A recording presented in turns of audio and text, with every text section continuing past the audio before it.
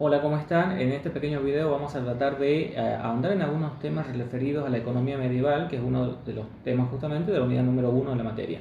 Lo primero que yo quiero aclarar es que la Edad Media es una época bastante amplia en la historia de la humanidad, que abarca desde el año 476 hasta el año 1453 con la caída del Imperio Romano de Oriente, y en realidad me interesa esta ubicación en el tiempo para ubicarnos en el contexto y saber qué es lo que acontecía. ¿Por qué digo esto? Porque la Edad Media no es una cuestión que tenga que ver solamente con la economía, sino sobre todo las cosas tienen que ver con cuestiones políticas y también sociales y culturales, por supuesto, ¿no? En esto hay muchos autores que han entendido que la edad Media es una edad oscura o una edad de la oscuridad, pero en realidad esto alude a diversas interpretaciones. En realidad porque hay muchos registros que se han perdido de esta etapa de la historia, luego de las invasiones germánicas o las invasiones bárbaras, y otras en tanto refieren a esta explicación de la edad oscura porque hace una época asignada también por la peste y por muchas enfermedades que han causado estragos, digamos, en la sociedad. Pero más allá de esto tenemos que entender que la Edad Media claramente es una etapa donde hubo un crecimiento, un avance en tecnología, en materia de ciencia y en descubrimientos, ¿no? Y acá venimos a romper, entre comillas, un mito de que la Edad Media no ha sido una época de avances. Bueno, dicho esto, lo primero que tenemos que tener claro es que sí hubo muchos cambios en la historia, y uno de esos cambios tiene que ver con la cuestión de las sociedades y la cuestión de la economía, ¿no? Hubo grandes cambios, como decía, uno de los grandes cambios más importantes tiene que ver con el aumento de la población. A pesar de que, digamos, dentro de este periodo que abarca la Edad Media, hubo una peste, digamos, que ha afectado, si se quiere, a casi, algunos autores dicen que 200 millones de personas a nivel global, ¿no? Pero digo esto, a pesar de ese incidente, podremos entender que hubo un aumento de la población sostenido, y eso es uno de los grandes temas centrales que tiene desde el análisis económico. La expansión demográfica, claramente, y del comercio al lado de este crecimiento poblacional es otro de los grandes distintivos de esta cuestión económica, ¿no? Hubo muchos cambios en la técnica, en la forma en la que se producía, en la forma en la que se realizaban los procesos.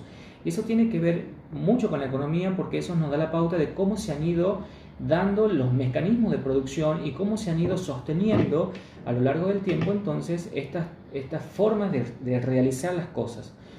Al lado de esto hubo cambios en la organización. ¿En qué organización? En la organización política, en la organización social, en la organización del trabajo, en las relaciones entre los diversos agentes económicos que han participado. Estas relaciones de las que estamos hablando claramente tienen que ver con cuestiones vinculadas a la propiedad, al trabajo y a los servicios, ¿no? Dicho esto, tenemos que entender que dentro de la Edad Media había un sistema que ha predominado en gran parte de esta etapa, que es el sistema feudal, ¿no? El sistema feudal, entendido como un sistema político pero también económico, que tiene que ver con una vinculación a la propiedad, a la cantidad de tierras que tenían, pero que en realidad estaba fundado en una concepción de soberanía que venía en una estructura vertical, donde estaba el rey por un lado, luego venían los señores feudales que detentaban la tierra, quienes tenían el señorío dentro de estas tierras, quienes ponían el regla del juego, si se quiere, en algún punto, y luego venía en la escala más baja, si se quiere, los vasallos, y un poco más abajo vamos a encontrar todavía los siervos de la gleba y los esclavos, ¿no? Empezamos a ver cómo distintas personas o distintos sectores componen el entramado social en ese momento. Pero sí es muy importante tener claro que dentro de esta estructura social o esta estructura política que es el feudalismo, que no es el tema de la materia en sí, pero sí me parece importante porque a medida que expliquemos algunas cosas lo vamos a entender, estaba jerarquizado, ¿no? Es un sistema político claramente con vinculaciones económicas. En materia económica tenemos que decir que la Edad Media, al principio, sobre todo en los albores de la Edad Media, era un sistema económico cerrado, autosuficiente. Esto quiere decir que tenía muy poca interacción con otras economías, ¿no? Hoy muy difícil concebir, excepto casos muy aislados, así como allá por Corea del Norte, así, temas que no vamos a ahondar en este video porque no nos interesa demasiado, pero digo, las economías autosuficientes o cerradas son ejemplos muy difíciles de entender, en el sentido de que las sociedades o las economías en realidad no pueden generar todos los bienes y servicios que necesitan. Al principio de la Edad Media sucedía un poco esto, pero con esa expansión, con esos grandes cambios de lo que veníamos hablando, se han generado, digamos, que la economía empiece a interactuar con otras economías, ¿no? Evidentemente el sistema económico predominante, la actividad fundamental era una actividad agrícola, una actividad rural, ¿no? Era una economía netamente rural, ¿no? Digamos, las tierras pertenecían a este sistema feudal, a los señores feudales, pero no eran los señores feudales los que trabajaban la tierra.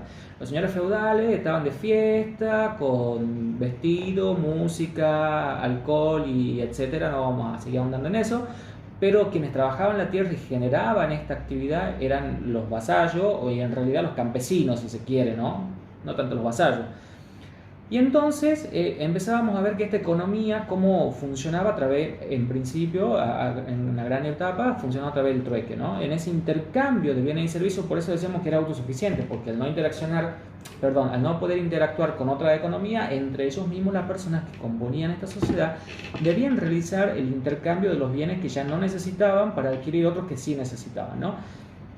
¿Qué es lo que ha sucedido, digamos, en torno a la economía dentro de la Edad Media, en esta economía medieval?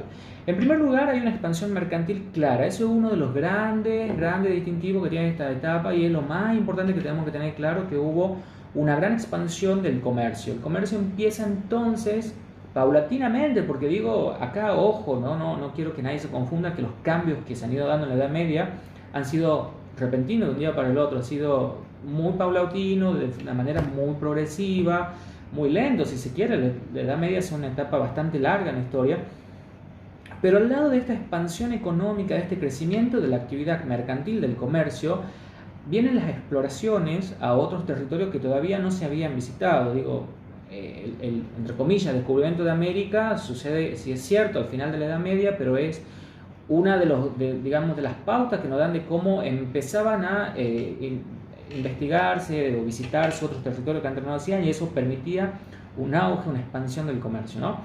Los descubrimientos geográficos, las exploraciones, las mejoras en los medios de comunicación, las mejoras en los medios de navegación, los descubrimientos fluviales, marítimos, en materia de cartografía, todo ha ido contribuyendo a que esta economía empiece a desarrollarse y empiece a crecer de una manera mucho más sostenida. La actividad comercial ha sido uno de los disolventes de las relaciones feudales, ¿no? ¿Eso qué quiere decir? Que en realidad el comercio empieza a erosionar esta noción de verticalismo del sistema feudal del que venimos hablando.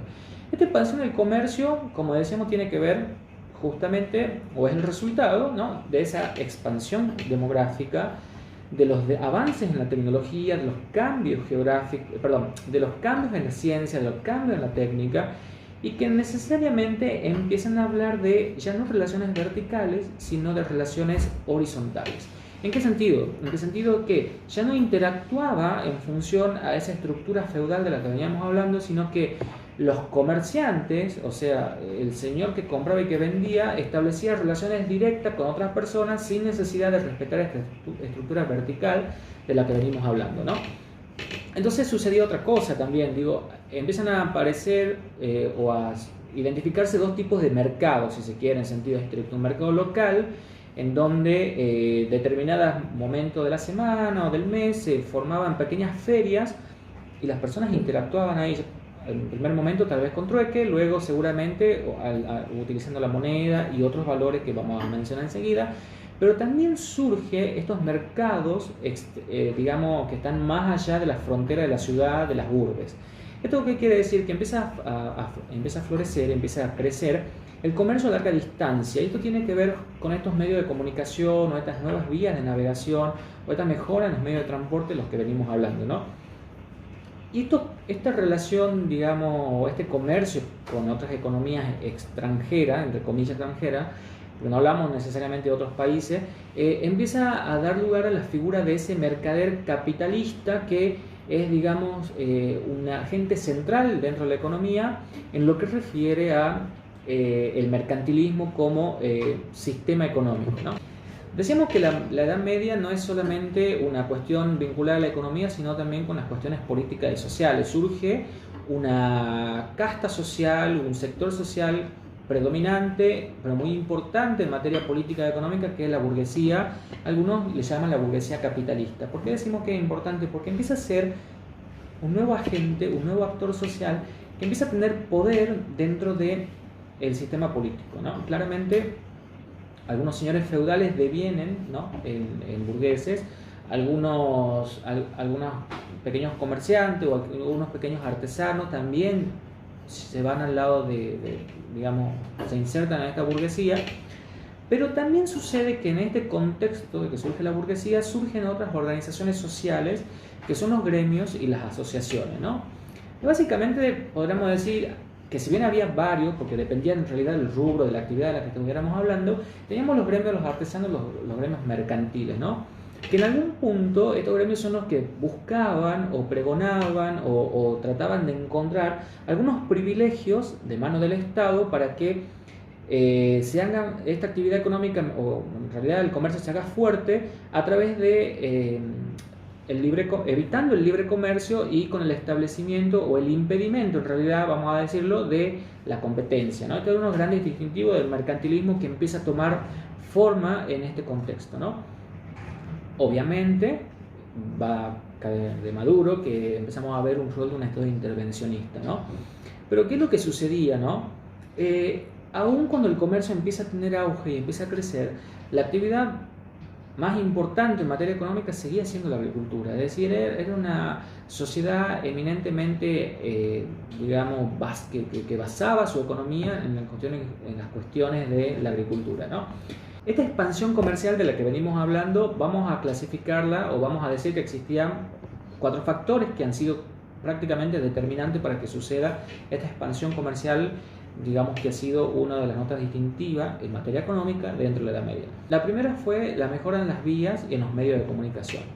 Claramente, al haber mejores vías, mejores medios de comunicación, mejores formas de trasladar la mercadería, esto ha ido dando lugar a que los comerciantes puedan expandir su actividad económica ya no al centro donde realizaban, digamos, estas ferias locales de las que veníamos hablando, sino llevar su mercadería a otros lugares, ¿no? Pensemos que ya no solamente la trasladaban a pequeñas distancias, sino que empezaban a intervenir distancias mayores por esto de que, como decía yo recién, hubo mejoras también en cuestiones de comunicaciones fluviales y marítimas, ¿no? Entonces los barcos empezaban a trasladar mercadería en mayores volúmenes a lo que sucedía antes, y esto nos permitía entonces comercializar esta mercadería en otros lugares distintos a la zona en la que estaba concentrada esta actividad de la que venimos analizando. El segundo factor de la expansión comercial de esta que venimos hablando tiene que ver con este fortalecimiento de los mercados locales. Cuando decimos mercados locales hablamos de esos pequeños lugares físicos donde se realizaban las transacciones habitualmente, ¿no? Primero decíamos, bueno, era el trueque un poco lo que... O sea, yo iba con la cabra bajo el brazo y lo cambiaba por 10 kilos de papa, ¿no? O de pronto venía la señora que vivía a 10 kilómetros y traía, no sé, metros de tela y los cambiaba por zapatos. Digo, dependía de la necesidad de la persona. Estos mercados se han ido fortaleciendo, en los cuales ya no solamente veíamos actividades comerciales propiamente dichas en el intercambio de bienes y servicios, sino que también empezábamos a ver operaciones financieras, transacciones, préstamos, cuestiones relacionadas a los bancos, a la moneda, al préstamo de dinero, las letras de cambio. Digo, ya no solamente pensábamos en comercio en términos de intercambio de una cosa por otra, sino que las otras actividades empiezan a crecer al lado de esto. De hecho, la contabilidad, que se conoce hoy en día, tiene un crecimiento importante en esta época, y el derecho mercantil también. Acá viene eso que no es lo que todos nos preguntamos, de dónde surge esto de la economía y el derecho, qué relación tiene. Si acá podemos encontrar una respuesta que el derecho mercantil empieza a crecer sostenidamente al lado del crecimiento económico, y uno me dirá, bueno, pero no era tan factible ver que haya leyes, normas. Lo que pasa es que el derecho comercial, el derecho mercantil, es un derecho que en sus orígenes ha sido un derecho consuetudinario por excelencia. Consuetudinario en el sentido de que estaba regido por la costumbre, básicamente. Pero bueno, acá empezamos a ver entonces cómo el derecho empieza a acompañar a la economía de una manera más clara, ¿no? El tercer factor del que nosotros veníamos hablando en relación a esta expansión comercial es el trabajo asalariado. Y esto quiero tomarlo con pinzas, porque la noción de trabajo que nosotros conocemos hoy, esa relación de dependencia entre un sujeto empleador y un sujeto trabajador, que serían los extremos de la relación, no era tan nítida en el contexto de una economía medieval. ¿Por qué digo esto? ¿Cómo funcionaba, digamos, la producción? Básicamente, al principio eran pequeños talleres de artesano donde estaba el maestro, que dirigía, entre comillas, el taller, y el que impartía las directivas y tenía obviamente aprendices o personas que, digamos, trabajaban para él. Con el correr del tiempo y con esta expansión de la sociedad, el crecimiento de la población, empezamos a ver que era necesario producir más cada vez y por lo tanto se empieza a necesitar mayor mano de obra. Pero la concepción que nosotros tenemos hoy del trabajo en términos de un vínculo jurídico entre un empleador y un trabajador no era en ese momento la que es hoy. Esto quiero que quede claro. De hecho era un sistema muy rudimentario, muy básico que se llamaba sistema Verlag. El sistema Verlag lo que sostenía era que el mercader capitalista, que era el dueño de los medios de producción, pactaba con el artesano, le compraba la producción que él necesitaba, se iba y no lo volvía a ver. Digo, no es tan fácil, digamos, entender este vínculo de trabajo asalariado, pero empieza a gestarse y es tal vez uno de los momentos más importantes a lo largo de la economía, en donde el trabajo como generador de riqueza empieza a ser visto de otra manera, ¿no?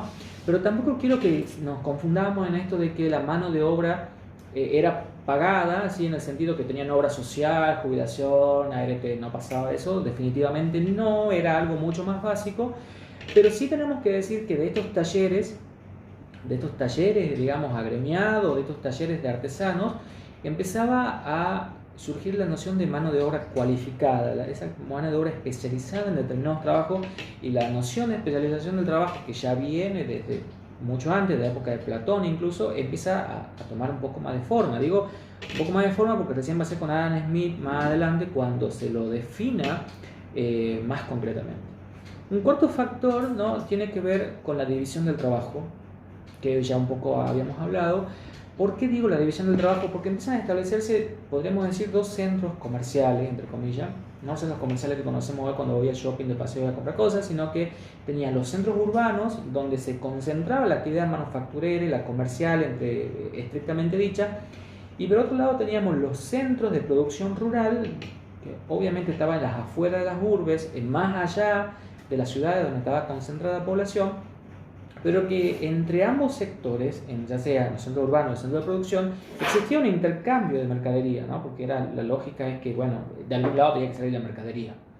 Estos serían un poco los cuatro factores que explican esta expansión comercial. Como yo decía al principio, la cuestión medieval y la economía medieval no tiene que ver estrictamente con cuestiones de la economía propiamente dicha, sino que también responde a un cúmulo de factores, digamos, que dan contexto a todo esto. Y en este contexto del que yo hablo hay determinados actores políticos, determinadas instituciones que han tenido un rol muy importante, muy influyente en las relaciones económicas y políticas en este contexto, ¿no? Uno de ellos nos referimos claramente a la Iglesia Católica que ha sido un agente económico, político y social muy fuerte en ese momento. Ha tenido una incidencia preponderante en la forma en la que se ha ido organizando la economía, ¿no? ¿Por qué digo esto? Primero porque la Iglesia era una institución muy poderosa y por lo tanto tenía una gran influencia no solo en materia económica sino también en materia política, porque digo, muchos de los miembros del clero eran asesores de los príncipes o de la realeza, como se le quiera llamar, ¿no? Pero también decimos que tiene una importancia la Iglesia porque en realidad la Iglesia, a través de las órdenes monásticas, tenían la propiedad o detentaban la posesión de grandes cantidades de tierra, ¿no? Hay algunos estudios que sostienen que algunos monasterios han llegado a tener hasta, escuchen, este dato es tremendo, 40.000 hectáreas, calculen lo que mide una hectárea y se van a dar cuenta. Ya, a mí me cuesta dimensionar esto en mi cabeza, o sea que mi cabeza no responde para tanto, pero es muy difícil dimensionar que haya monasterios que tengan una extensión tan vasta de tierra, ¿no? Pero digo, y alguien dirá, che, ¿y qué importancia tiene esto en materia económica? Porque justamente dentro de esas tierras se cultivaba, se generaban producción de productos primarios, de productos agrícolas. Y esto tenía una interacción directa con esta economía, con estos mercados de lo que hemos venido hablando, ¿no? Esta influencia de la Iglesia no solamente se ve en la Edad Media, sino se ve más allá de la Edad Media. Digo, en la Edad Media se consolida como una institución muy fuerte. Tal vez, y algunos dicen esto porque en algún momento el Imperio Romano lo adopta como religión oficial, Por lo tanto, a partir de ahí es como que la Iglesia empieza a tener una posición predominante como actor político, social y económico. En este contexto tenemos que destacar el pensamiento de Santo Tomás de Aquino. Santo Tomás de Aquino ha sido uno de los exponentes más importantes de la Iglesia, ha sido uno de los referentes de la escolástica, que en realidad lo que hizo Santo Tomás de Aquino es lo siguiente. Tomó un poco de la filosofía aristotélica y a esa filosofía aristotélica trató de aplicarlas a través de la interacción de principios derivados de la razón. O sea, tratamos de aplicar el razonamiento para explicar algunas cuestiones que tienen que ver con principios teológicos, religiosos o relacionados con estos temas, ¿no? ¿Por qué decimos que Santo Tomás de Aquino ha sido importante? Porque la escolástica ha tenido una incidencia sustancial en la educación, en el saber y en la definición de principios teológicos y filosóficos. Y lo que hizo Santo Tomás de Aquino un poco era lo siguiente, ¿no? Lo que sucedía fue esto. Desde Aristóteles hasta acá, el comercio siempre había sido, incluso Santo Tomás de Aquino también lo consideraba como una actividad antinatural. O sea, el comercio había sido una actividad que no estaba bien vista. Pero al lado de este crecimiento económico ya innegable, del que también se beneficiaban muchos actores sociales, la Iglesia ya no podía mirar para otro lado y se tenía que dar cuenta que el comercio era una actividad que ya formaba parte de la vida de las personas y no podíamos sacarla. Lo que sucede es lo siguiente, ¿no? En este contexto surge que el hombre empieza a despegarse un poco de estos principios, de estos mandatos morales y religiosos, y ya deja de pensar en términos de lo bueno o lo malo, deja de pensar entre lo moral y lo no moral, de si el cielo y el infierno, la Biblia, la no Biblia. Entonces el hombre empieza a ir más allá de los postulados de estos que ya venían dados por la Iglesia y empieza a cuestionarse y empieza a entender que hay un ánimo de lucro, un ánimo de obtener mayores riquezas, de sentirse mejor, que tener más bienes terrenales, más bienes materiales. Y estas cuestiones empiezan a hacer un ruido entre la relación de la actividad económica con la Iglesia.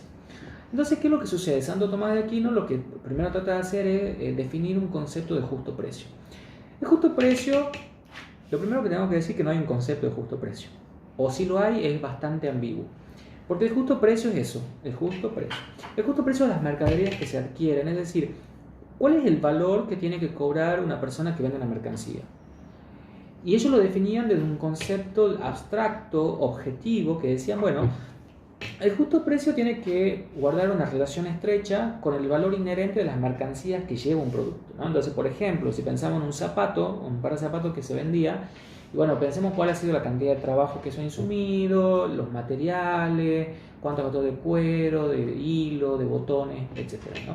Entonces, en función a ese valor que obtenía intrínsecamente ese bien, debía definirse un precio para su comercialización. Es decir, teníamos que evitar que haya una persona que gane y otra que pierda, sino que ambas partes se hagan ganando por igual. Y por eso volvemos a esta noción de que dentro de esta definición de doctrinas económicas desde la Iglesia imperaba la noción de justicia y de equidad. Digo, si vos vas a vender un precio justo, tiene que ser un precio equivalente en el que ninguno de los dos, ni comprador ni vendedor, ganen desmedidamente, sino que ambos salgan, digamos, favorecidos o satisfechos en sus intereses.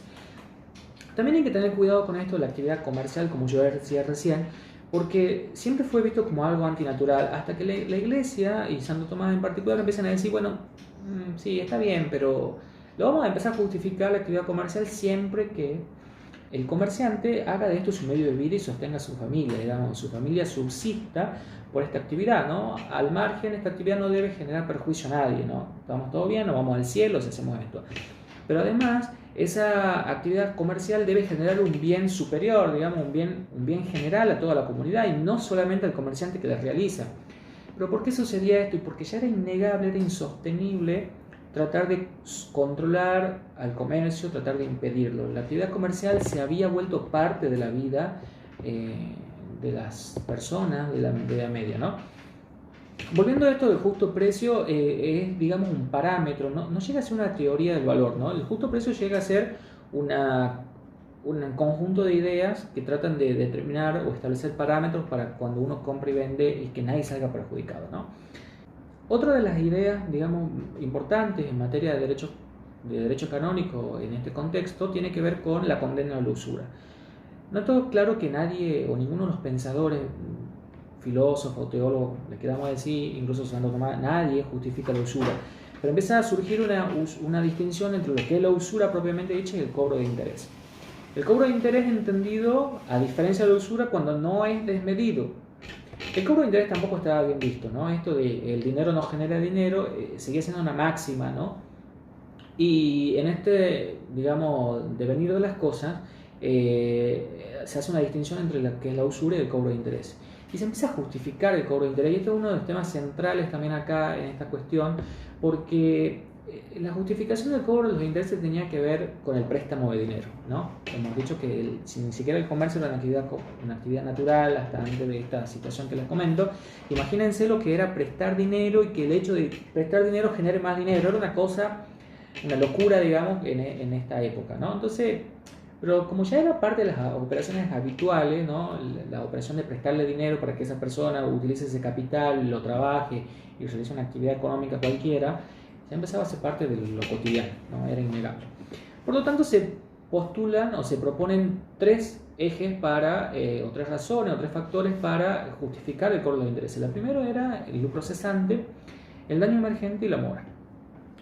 Personalmente yo creo que es una idea así como medio tirada de los pelos tratar de justificar el cobro de intereses a través de estas tres cosas que les menciono, pero es importante porque el derecho, en materia de, digamos, el derecho a las obligaciones, toma estos tres conceptos y son una parte muy importante en el vínculo entre acreedor y deudor, ¿no? Pero bueno, ¿qué es lo que decían en la Iglesia respecto del cobro de intereses? Bueno, el lucro cesante es una forma de justificar si usted cobra intereses porque usted cuando realizó ese préstamo ha dejado de obtener una ganancia, ha dejado de obtener algo por haber prestado. El daño emergente es por si yo sufro algún riesgo derivado de ese préstamo de dinero. Imagínate que no me devuelva nunca el dinero, o me lo devuelva y yo en el medio me haya acontecido algo, bueno, me ha surgido un daño, ese daño debe ser reparado a través de este interés. Y por último, la mora, que tiene que ver con el transcurso del tiempo, es decir, como a veces los plazos de devolución del dinero eran indefinidos, alguna compensación teníamos que tener por el transcurso de este tiempo del que venimos hablando, ¿no? Claramente, estos tres factores que yo acabo de indicar tienen que ver con el concepto también de indemnización, la teoría del riesgo y la remuneración del trabajo, ¿no? Fíjense cómo estos conceptos de los que yo les hablo tienen un respaldo jurídico al lado de la explicación económica, ¿no? Yo digo, hoy difícilmente podamos pensar en que alguien te presta dinero y por eso, por el amor, el lucro cesante o lo que sea. Es como que son conceptos que si bien todavía se utilizan en parte, todavía podemos entender que es como una idea como bastante forzada en ese contexto para justificarlo. Pero bueno, lo importante es entender dos cosas con esto. La primera es que la Iglesia empieza a justificar algo que en realidad ya era evidente y pasaba a diario. Y lo segundo es cómo la noción o los recursos jurídicos empiezan a acompañar el crecimiento económico. Fíjate que al lado de la expansión comercial, de lo que veníamos hablando nosotros, sucede esto, que van creciendo otras actividades vinculadas al comercio, ¿no? Y surge esta figura del mercader, que ya la mencioné recién, que al principio generaba rechazo, ¿no? Era como una persona no bien vista, una persona que realizaba una actividad antinatural, una persona que tenía ánimo de lucro, que quería más de lo que podía tener en este mundo terrenal, no pensaba en la vida celestial, en más allá, desde un pensamiento más bien influido, digamos, por estas ideas religiosas. Pero al lado de este crecimiento económico se empieza a aceptar la figura de este mercader, que en principio era un capitalista comercial, después se convierte, lo vamos a ver más adelante, en un capitalista industrial, pero bajo dos consignas. La primera, que sea un servicio a la sociedad que él brinda, y en segundo lugar, que ese servicio además refleje un bien común. Bueno, esto sería un poco en líneas generales lo que sería muy interesante de este texto. Y la última aclaración con el título del texto, que debería haber empezado por acá, pero prefiero hacerlo al final. El texto dice economía medieval y emergencia del capitalismo. Emergencia no en el sentido de emergencia cuando te pasa algo y vas al hospital, como el llamado emergencia de Daddy Yankee, que vintage, por favor, sino que refiere a la emergencia como el nacimiento o crecimiento. A partir de este contexto que yo acabo de describir en líneas muy generales, empieza a surgir el capitalismo entendido como una corriente económica que postula como actividad principal, por lo menos en esta etapa, el comercio. Todo es tema ya concretamente de otro punto de la bolilla, pero me parece importante que ya vayamos ubicándonos en la palmera, sepamos dónde estamos parados y entender cómo empieza a gestarse este capitalismo incipiente que empieza a tomar sus primeros contornos. Bueno, espero que hayan disfrutado la explicación y los invito a que leamos la bibliografía oficial de la cátedra. Saludos para todos.